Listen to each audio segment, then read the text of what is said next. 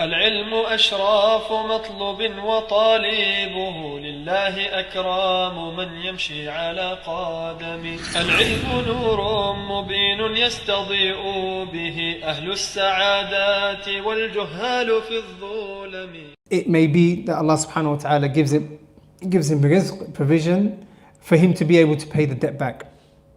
Or Allah subhanahu wa ta'ala will cause the person that he owes to forgive him and say, "Usamihuk, I forgive you, you don't have to pay me back." Or if a person dies like that, then Allah subhanahu wa ta'ala will remove the blame from him, Yawm al-Qiyamah, expiate and remove the pain, the punishment of owing the debt. وَمَنْ أَخَذَهَا يُرِيدُ إِتْلَافَهَا. Lakin the opposite as well. الْجَزَاءُ مِنْ جِنْسِ الْعَمَلِ. A person who takes people's money without the intention of paying it back, then Allah subhanahu wa ta'ala will also destroy his wealth and destroy him, and there will be no barakah in it. There will be no barakah in it. طيب. باب الرهن والضمان والكفالة. يقول الشيخ رحمه الله, this chapter, the previous chapters that we were talking about, they're عقود المعاوضات. عقود معاوضات meaning عقود transactions. You're exchanging. So مثلا بيع الأصول والثمار, you're paying and the person will give you your dates back. Salam, you're paying and the person will give you your item back. So نعم. لكن these are called عقود التوثقة. عقود التوثقة يعني for توثيق. And it is kind of like a documentation for establishing a person's rights. You're documenting and you're establishing your rights. So Babu Rahan, or Rahan, that's why the Shaykh mentions all three together. So Rahan is like a mortgage. You're holding an item. For example, مثلا الآن Muhammad wants to buy an item from me. Muhammad says he's going to buy a car from me. A car. طيب. I give him the car, and the car was what? Worth 100,000. I give him the car, لكن I need some sort of documentation that he's going to pay me 100,000. He's going to pay me the amount of the car. So I take an item from Muhammad. In order to make sure that he pays me back. A simple example. You go into a shop and you want to buy, I don't know, any item, a watch. And you say, listen, the money's in the car, or the money's at home, inshallah, I'm going to bring it back to you. I'm going to take this watch now, I'm going to bring it back to you later on. I'm going to pay you cash later on. He goes, Dave, no problem, you can give me the money later on, but leave your mobile phone here. Sometimes this happens. Leave your mobile phone here, and when you do bring the money, I'll give you your mobile phone back. That's the rahan. Well, Daman is like a guarantor. A Daman is like a guarantor. So for example, Muhammad owes me £100, and then, or Muhammad wants to buy an item from him, but I say, Muhammad, I don't know you, I own a shop. And he wants to buy a few things from me on credit. But I don't know Muhammad. And then Sulaiman comes and says, La, I know Muhammad, he's a good guy, and if he doesn't pay it, it's on me, I'll pay. So allow him to take it. Allow him to take it. Is it a form of shafa'ah? نوعا kind of. It can be a form of shafa'ah.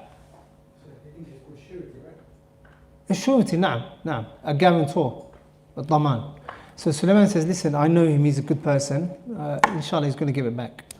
Later on, if he doesn't give it back, who do I go back to? I can go back to Muhammad or I can go back to Sulaiman, whichever one. So, daman is specific to cash, money.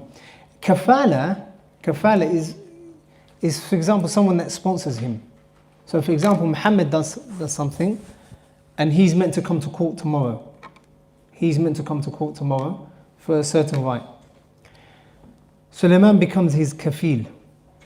So Sulaiman says, listen, let him go now, let him go home, go to his family and so on, and next week I'll make sure he comes back to court. So what Sulaiman has to do is make sure that Muhammad comes back to court. يعني إحضار البدن. You have to bring his whole body. You have to bring the person to court. Whereas daman was what? Cash, money, amount, however much it was. That's what you're paying. طيب. So that's the connection between الرهن والضمان and كفالة. وهذه وثائق, the Shaykh says رحمه الله, وهذه وثائق بالحقوق الثابتة. So the Shaykh says رحمه الله, these وثائق, or these transactions or عقود, are a way of establishing and documenting established rights and looking after rights that are already established. طيب. The hukum of rahan, فَرَهْنُ يَصِحُّ بِكُلِّ نعم. The hukum is that it is permissible. The hukum is that it is permissible. Allah Jalla wa Ala says, وَإِن كُنْتُمْ عَلَى سَفَرٍ وَلَمْ تَجِدُوا كَاتِبًا فَرِهَانٌ مَقْبُوضَةٌ. If you are on a safar and you do not find anyone to write wherever it was that you bought from one another, then a pledge taken in its place. So it is permissible. فَالرَّهْنُ, the Shaykh says rahimahullah, that is the hukum of the taklifi, that it can be mustahab and it can be permissible. Lakin there's something that scholars say that is hukum wad'i. Hukum wad'i. And can we leave that inshallah? We'll study it during the other transactions inshallah. For rahnu, you already know what rahn is. يصح بكل عين يصح بيعها فتبقى أمانة عند المرتهن لا يضمنها. طيب. First مسألة. يصح بكل عين يصح بيعها. It is permissible for me to hold any item يصح بيعها, that I can sell. مثلا Muhammad bought a car from me, sah? He took the car and he owes me how much? 50,000 for the car, sah? I can now hold any item that it's possible for me to get my right back. For example, he says, listen, I'll give you 50,000, I can hold on to this house for now. This house there, hold on to it now. There's the keys. I usually rent it out on a monthly basis. I can hold on to the house and keep it for about 3 weeks until I give you your money. It's permissible for me to now hold on to the house as a guarantee that he'll pay that money. Why? Look onto the words of the Shaykh. يَصِحُ بِكُلِّ عَيْنٍ يَصِحُ بَيْعُهَا. Why can I hold on to this house? Because I can buy or I can sell the house, not buy. I can sell the house. I can sell it and then I'll be able to get my right back. As for what happens to the remaining amount that I sell the house for, that's going to come in towards the end of the chapter. So the Shaykh says you can keep any item as assurance for the item for the amount of money that they owe you. Any item that you can sell. What does that exclude? Khamar. Excellent. Why? It is haram. It is haram. It has no value. Khamar has no value. What else? Najasa. A dog, did you say?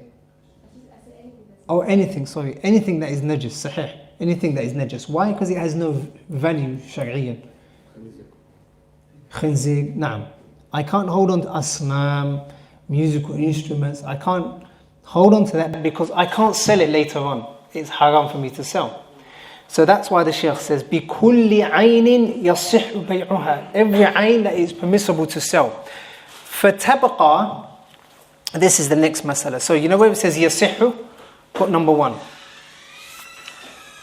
يَصِحُ, put number 1. طيب. فتبقى أمانة عند المرتهن. It remains a trust. It is a trust in the hands of the murtahin. In the hands of the murtahin.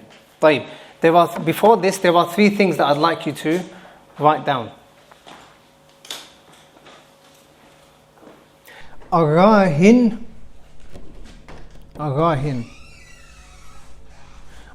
Arahin is sahibul ayn.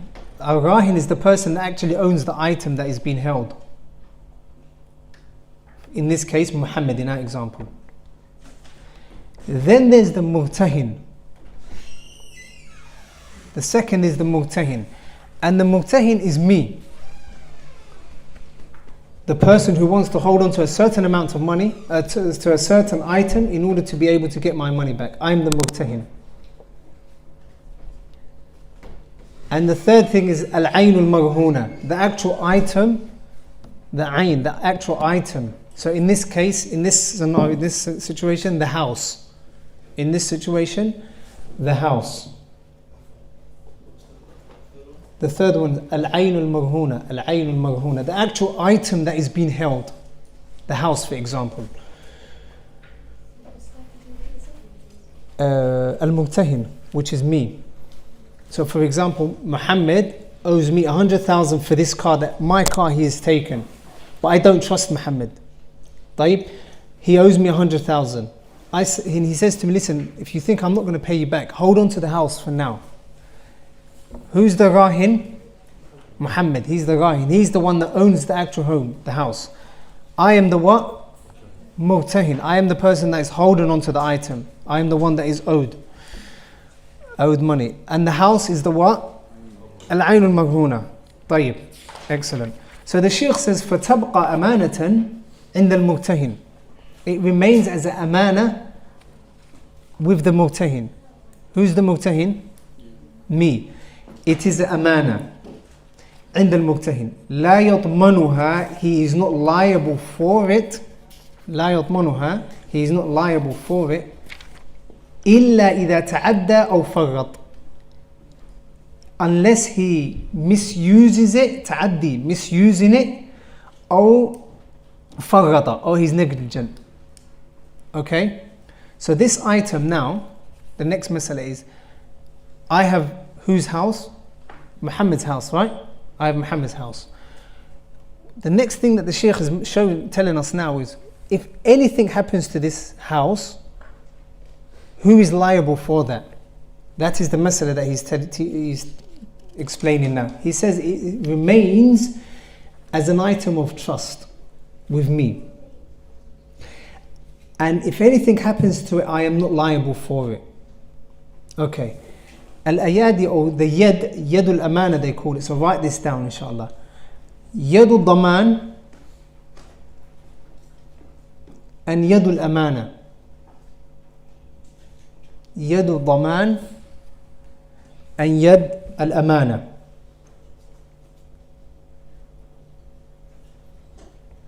طيب. Yadul daman is if a person gets hold of an item illegally, without the permission of the owner and without the permission of Allah subhanahu wa ta'ala. For example, I steal an item from Abdullah. I steal his mobile phone from him. That phone, yadul amana, my possession of this is yadul daman. If anything should happen to this phone, I am liable for it. Why? Because it is without the permission of who? Without the permission of the owner, or without the permission of Allah subhanahu wa ta'ala, the shari'. بغير إذن صاحبها وبغير إذن شارع. So if anything does happen to Abdullah's item, then I am the one that has to pay for it and I'm liable for it. The second is yadul amana. And the yad al-amana is that which my hand is a trustworthy hand. And it is the what? Now that you know what yad al-daman is, what is yad al-amana? I've got permission from the person that owns the item, or a permission from Allah subhanahu wa ta'ala. In that case, my hand is yad al-amana. Meaning, if anything does happen to it, then I won't be charged for it. I am not liable for it. I don't have to pay for it. And I'll give you an example. I've already mentioned the example if someone steals an item or illegally takes an item. طيب. Yadul amana is مثلا al-ariyah, when you borrow something from someone. When you borrow something from someone, is that with his permission or without his permission? With his permission. طيب, is that yadul daman or yadul amana? Amana. Why? Because it's with his permission. صح? طيب. Al-rahan now, what does it come under? Yadul Daman or Yadul Amana? Why does it come under Yadul Amana? It's with his permission and the permission of the Shari'. It is permissible from a Shari' angle to keep this item, to hold on to this item, and also the permission from the owner. So my hand is Yadul Amana. طيب. Ijar, or renting it out. If I rent an item, is that Yadul Daman or Yadul Amana? Yadul Amana. لماذا؟ مأذون فيه, because I have permission from the owner. طيب, أحسنتم. So the Shaykh says rahimahullah, if anything does happen to the item that is marhuna عندي, that I have, then I am not liable for it. لكن he mentions إلا إذا تعدى, if he misuses it. طيب, تعدى meaning to use it in a way that it is not permissible to use. For example, he leaves a house with me, صح? Let's always go back to the example that we had. The house, صح? طيب. And I say, listen, I've got the key, and I've got a house, and I've got the house. خلي ولي, I'm going to do a walima in the house. I'm going to do a walima in the house, and I'm going to invite about 300 guests. طيب. Have I misused it or not? فعل ما لا يجب, or ما لا يسمح. I have done something that I'm not allowed to do. فعل ما لا يجوز فعله. So I have allowed a walima to take place. Therefore, if anything does happen, if someone breaks a window or anything like that, who is liable? Me. طيب. The house, same example. What about if I leave the door open? If I leave the door open, and then a few squatters come in and they say, we're not even leaving the house, it's our house now. Huh? My fault. Why is it my fault? Is it ta'addi or tafrid? Tafrid. I have missed out something that I was meant to do. I have left out something that was wajib upon me, which is what? To lock the door. طيب. So unless I misuse the item, or unless I'm negligent of the item, I'm not liable for it. Okay? طيب. So that's the next masala that the Shaykh told us. That Yad al-Amana, or the Murtahin, his hand is the Yad of the Amana. Kasa'ig al-Amanat, like other items that are Amanat, that are trusts. For example, Ijar and Ariyat and so on. We shall see that inshallah. طيب. Number 3. فإن حصل الوفاء, that's the next masala. فإن حصل الوفاء, is that نعم. So write number 3 there. This is the next mas'ala. فإن حصل الوفاء التام انفك الرهن. If the amount that was meant to be paid is completely paid in full, انفك الرهن, then the rahn is released. So for example, the example that we had now, Muhammad owes me 100,000, sah? And I've got the house. Muhammad comes to me on the 1st of July and he says, take your 100,000. What happens to the house? It goes back to its owner. It goes back to its owner. So the Shaykh says, فَإِذَا حَصَّلَ الْوَفَاءُ التَّامُ. Underline tam. Underline التام. Because what has Muhammad done now? Because now we're going to go into 3 situations. What has Muhammad now done? He has given me the 100,000 completely, sah? I have to give his house back. إِنْ فَكَّ الرَّهْنُ. وَإِن لَمْ يَحْصُلْ. Lakin if that doesn't happen, no wafat tam, he doesn't pay completely. وَطَلَبَ صَاحِبُ الْحَقِّ بَيْعَ الرَّهْنِ. So مثلا, he gives me a certain amount, he gives me 20,000, or he doesn't even give me anything. And then I say, I want my money. وَطَلَبَ صَاحِبُ الْحَقِّ بَيْعَ الرَّهْنِ. And I say, I'm going to sell this house because I don't know when I'm going to get this 100,000 from him. I don't know when I'm going to get that 100,000 from him. Therefore, I'm going to sell the house. وَجَبَ بَيْعُهُ. Then it is wajib to sell it. Because the whole reason I've got it is what? To sell it in the case that I don't get, in the unlikely event of me not getting my 100,000, sah? My money. So I'm going to sell the house. The Shaykh says, وَجَبَ بَيْعُهُ وَالْوَفَاءُ مِنْ ثَمَنِهِ. It is wajib to sell it, meaning permissible to sell it. It is not wajib to sell it, like it is permissible to sell it. I can say to him, I'm going to give you an extra 6 months. But if I say I want my money, then it becomes wajib to sell the house. وَالْوَفَاءُ مِنْ ثَمَنِهِ. and I have to get my money from the house being sold. طيب. Now, if the house is worth 100,000 and my debt is worth 100,000, then that's it. Sell the house, that's it. I keep the 100,000. And he walks away, right? طيب. وما بقي من الثمن بعد وفاء الحق فلربه. لكن وما بقي من الثمن. لكن if there's anything that is left over from the money بعد وفاء الحق, after giving me my right, فلربه, it is for its owner, meaning Muhammad in our case. So for example, I sell the house for 150,000. How much was the debt? 100,000, صح? طيب. How much have I got left over? 50,000. That 50,000 goes to who? Muhammad. وإن بقي من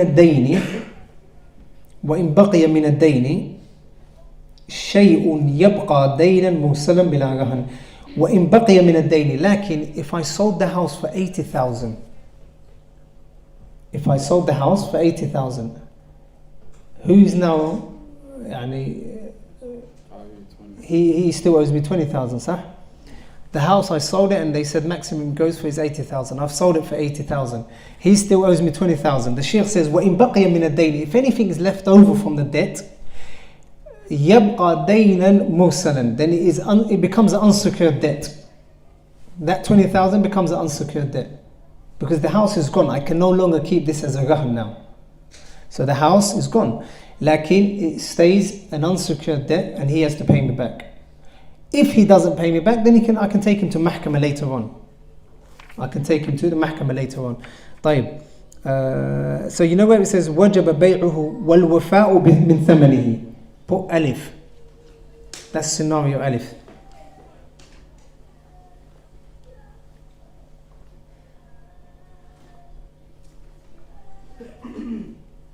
عفوا. In fakar rahan, that is alif. If Muhammad directly gives me the 100,000, I give him his house back. In fakar rahan. فإن حصل الوفاء تام, the first line, put alif on top of there. Is that understood? You know, so if he gives like a portion of the money, right, and you decide you want to sell it, does he not get his money back? If he gives a portion of the money to me, Yeah, and you said like because now you can't complete full amount, so you decide you want to sell the house now. So does he get the money back, or do you keep that money by yourself? it depends. It depends how much he's given me. So for example, now he gives me, let's use the last example. He gives me 20,000. The debt was how much? 100,000. He still owes me how much? 80,000. I say, I'm not giving you your house back until I get my 80,000. Then he doesn't pay me the house, the money. So I sell the house for 100,000.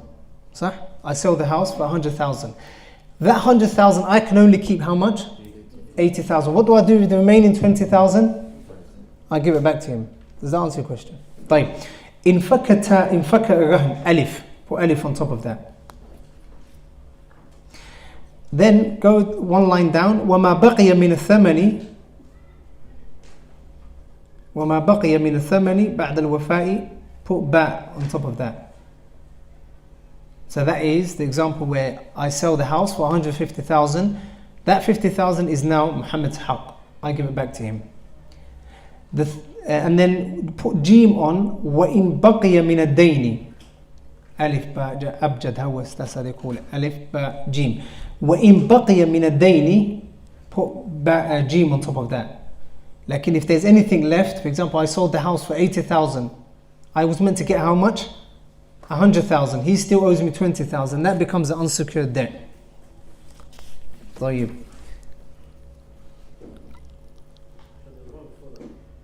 What was that?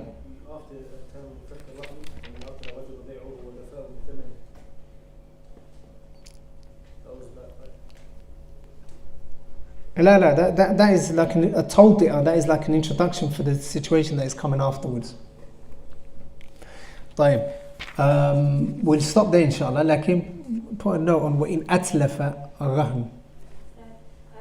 Would it be permissible instead of selling the house, just renting the house until you get the money out? Naam, that is also permissible. That is also permissible because the most important thing is that you get your right back, or that he gets his right back. So you you can sell the house. You can rent the house out. That obviously might take longer, like you can rent the house out.